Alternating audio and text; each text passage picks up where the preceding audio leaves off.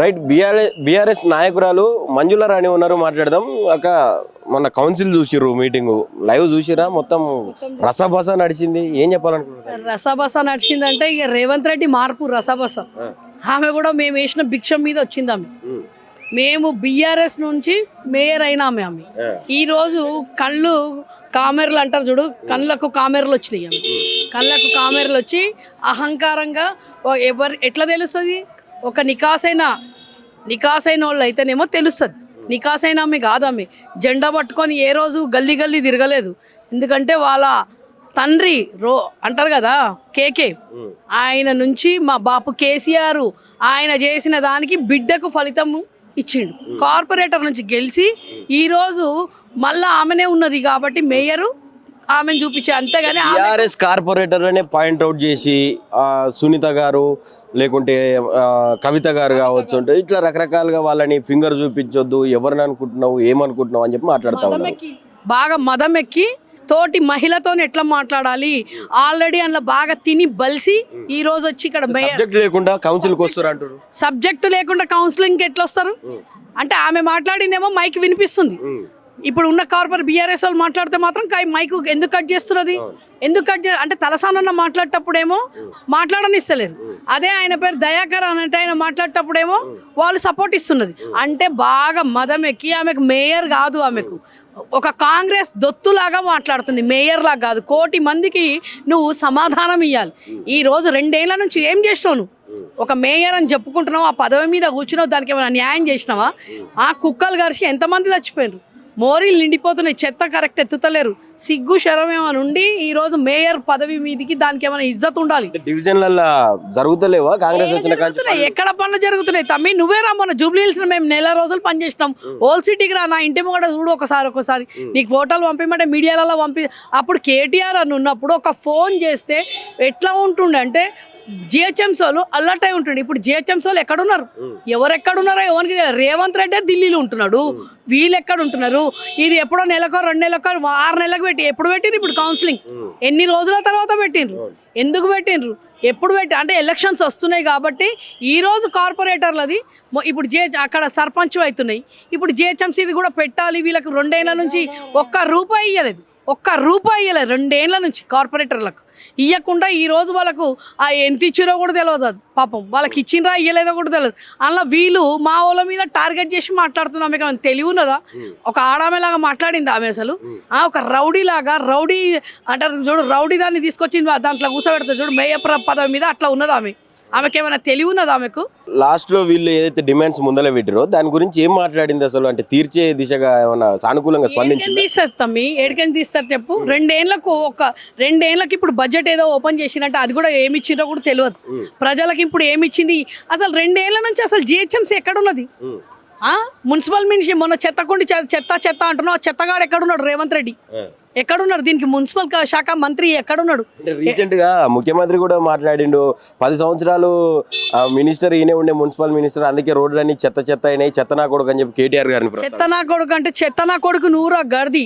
తెలంగాణ ఎట్లుండే ఎట్లా తీసుకొచ్చినాం, ఎట్లా హైదరాబాద్ ఉన్నది, తెలంగాణ దుబాయ్ అంటారు కదా, ఇటలీ అమెరికా లాగా ఉన్నదని చెప్పి సింగపూర్ లాగా ఉందని బయట వాళ్ళు వచ్చి చెప్తున్నారు. నువ్వు కాదు, నువ్వు చెత్త నా కొడుకు కాబట్టి నీకు చెత్త కనిపిస్తుంది. 2 ఏళ్ల నుంచి నువ్వు చెత్త తీయలేదు కాబట్టి చెత్త నా కొడుకు చెత్త కనిపిస్తుంది. అంతేగాని మాకు తెలంగాణ నంబర్ 1. ఈ రోజు జూబ్లీహిల్స్ లో 2 ఏళ్ల నుంచి వాడు పెట్టిండు ఒకటి ఎలక్షన్ ఉండే కదా, బై ఎలక్షన్ పోయి చూడు, ఎక్కడ గుంతలు తవ్వి మోరీలు. ఒక వర్షం వచ్చిందమ్మా కేటీఆర్ రోడ్ షోలో, నేను జన్మలో అంతగానో మోరీలు నిండినాయి మేము ఎప్పుడు మా హోల్ సిటీలో కూడా చూడలేదు. బాయిలు కూడా తీపిచ్చినాడుగా రేవంత్ రెడ్డి. ఏం బాయిలు? వాడు మునిగి సావడానిక హైడ్రా తీసుకొచ్చిండు, బాయిలు తీసుకొచ్చిండు, ఇల్లు కూడా కొట్టిండు. ఎక్కడిదక్కడ అంటారు కదా విధ్వంసం చేసి ఈ రోజు వాడు మాట్లాడుతుండే. ఈ పిచ్చిదేమో వచ్చి మాట్లాడుతున్నది మేయర్లు. రోడ్ల మీద వాటర్ ఫ్లో కాకుండా రోడ్ల కింద బాయిలు తవ్విపించిన. రోడ్ల కింద బాయిలు కాదు, వాన పడ్డది మేము కొట్టుకపోతుంటిమ్మన్నా. నేను అదే చెప్తున్నా కదా, వాని ముఖముడుగా వాని బొందా వాని సావేళ్ళ నా ఫోన్ పాడైంది, ఐఫోన్ దరిద్ర పొందికంచి అంటారు కదా, మొత్తం భూమిలోకి మీదికెంచి వెళ్తున్నాయి అమ్మా. బాయిలు కాదు, వాన నీళ్ళకే బాయిల్ లాగా వరదలు. అసలు చెప్తున్నా కదా, ఎప్పుడు నేను అంత ఫ్లో చూడలేదు. మేము నిజంగా చెప్తున్నాం, అది ఆటోలు కొట్టుకుపోతున్నాయి. ఒక అర్ధగంట వర్షానికి ఎక్కడ మేము యూసుఫ్ కూడా చౌరస్తా దగ్గర అయింది అది మీటింగు. మేమే అసలు బతికి బట్టగట్టి మేము మా ఓల్డ్ సిటీకి పోను అనుకున్నాం. రాత్రి 1:30 అయింది. అట్లాంటి పరిస్థితి ఈ రోజు తెచ్చి చెత్తగోడలు వచ్చి వీడేం చేసిండు. చెత్త కానివి నువ్వు కాబట్టి చెత్త కనిపిస్తుంది. మా మున్సిపల్ శాఖ మంత్రి మా కేటీఆర్ అన్న చేసినట్టు మొత్తం వరల్డ్ నుంచి కాదు కదా, మొత్తం తెలంగాణ ఇండియా లెవెల్లో మెచ్చుకొని మాకు అన్ని నంబర్ 1 అవార్డ్స్ వచ్చినాయి. మాకు నంబర్ 1 హరితహారం ఎక్కడ పోయిందమ్మా? కొన్ని లక్షల చెట్లు పెట్టించిండు బాపు కేసీఆర్ కొన్ని లక్షల చెట్లు. హరితహారం ఎక్కడ పోయింది? ఏం చేస్తున్నాడు వీడు? ఉన్న చెట్లను కొట్టేస్తున్నాడు. ఇదా అవింది ఈ చెత్త నా కొడుకు చేసే పనులు ఇవ్వా? సంబరాలు చేస్తాడంట. దేనికోసం సంబరాలు చేస్తాడు వీడు? ఏం చేసిండని సంబరాలు చేస్తాడు అంటే తెలంగాణలో హైడ్రా తెచ్చి బొంద పెట్టేసిన అందరు ఇండ్లు గులగొట్టిన సంబరాలు చేస్తాడా? తెలంగాణ ఆడబిడ్డలను కాళ్ళు గడిగిపించిండు సుందరి మల్లయ్య, దానికోసం సంబరాలు చేస్తాడా? ఈ నిన్న బట్టి విక్రమార్క ఇదే ప్రజాపాలన అని చెప్పేసి అందులో ఎంగేజ్మెంట్ చేసుకుంటాడు అంటే అది ఫంక్షన్ హాల్ కిందకి పెట్టుకున్నావా? ఒకప్పుడు బంగారం ఉన్నది అన్నావు, ఈ రోజు మన కొడుకుది అందులోనే ఎంగేజ్మెంట్ చేసిండు. ఫంక్షన్ హాల్కు ఇస్తున్నాడా వాడు? రెంట్కి ఇస్తున్నాడా? సిగ్గు శరం ఏమైనా ఉన్నదా అవనికి అసలు రేవంత్ రెడ్డికి? అంటే ఇంకోటి ఓల్డ్ సిటీకి చీరలు వచ్చినాయాక ఓల్డ్ సిటీయా వన్ బొందా? అసలు ఓల్డ్ సిటీ కాదు కదా, ఎవరికి చీరలు లేవు. ఓన్లీ గ్రూప్ సభ్యులకంట. ఎవరికి గ్రూప్ సభ్యులు ఎవరు ఉంటారు? 60 ఏళ్ళ లోపట ఉన్న వాళ్ళకి గ్రూప్ సభ్యులు తెలుసా? అంటే ముసలోళ్ళకి లేవు ఇప్పుడు చీరలు. 60 ఏళ్ళ లోపట ఉన్న వాళ్ళకే గ్రూప్ సభ్యులు. అది కూడా పట్టు చీరనే ఇచ్చినావు, డైమండ్ల చీర ఇచ్చినావు. సోనియా గాంధీ అన్ని అమ్మేసి వీడు డైమండ్ల చీర తెచ్చి ఇస్తున్నాడు ఇక్కడ తెలంగాణకు. ఫైనల్ గా ఈ రోజు జరిగినటువంటి మీటింగ్ గురించి, దీక్ష దివస్ రానున్నది, ఏం చెప్తారండి? ఇంతసేపు మీటింగ్ లో ఉన్నారు కదా. దీక్షా దివస్ గురించి మాట్లాడాలంటే నేను కూడా ఒక జన్మెత్తాలి. ఎందుకంటే మా అమ్మ 1969లో తొలి దశ ఉద్యమకారురాలు. ఆ రక్తం ఉన్నది కాబట్టే నేను ఈ పీరియడ్లో నేనున్నందుకు నేను అదృష్టవంతురాలు అనుకుంటున్నా. తెలంగాణ ప్రతి ఒక్క బిడ్డ తెలంగాణలో మళ్ళీ పుట్టబోయే వాళ్ళు కూడా గల్లా ఎగరేసుకొని చెప్పుకోవాలి, బాపు కేసీఆర్ తీసుకొచ్చిండు, చావు నోట్లో తలబెట్టి సచ్చేదా వచ్చేదా అని చెప్పి ఇదే తెలంగాణ భవన్లో చెప్పి వెళ్ళిండ్రని కొన్ని గాథలు తెలంగాణ ఉద్యమకారులు మాట్లాడినే వింటుంటే అవి మేము వినేంత దానికి కూడా నేను బతికున్నా అన్నది కూడా నా అదృష్టం అనుకుంటా. తెలంగాణ అంటేనే తెలియని వాళ్ళు మూర్ఖులు. తెలంగాణ రానియా అని చెప్పిన రైఫిల్ మాస్టర్ ఈరోజు ముఖ్యమంత్రి అయి ఉన్నాడు.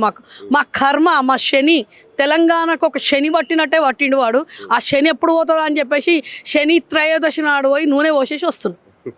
ఏం చెప్పాలనుకుంటున్నారు ఫైనల్గా మా బాపు కేసీఆర్ మేము పండగలాగా చేసుకుంటున్నాం. తెలంగాణ దివస్కు, దీక్షా దివస్ను పండగలాగా చేసుకొని బాపు కొంతమంది ఉద్యమకారులు కొన్ని లక్షల మంది ఆయన ఎంబడి ఉండి ఈ తెలంగాణ తెచ్చినందుకు మేము ఈ జన్మ పుట్టి మళ్ళీ చచ్చే వరకు మేము రుణంగా ఉంటామని చెప్పేసి చెప్తాం.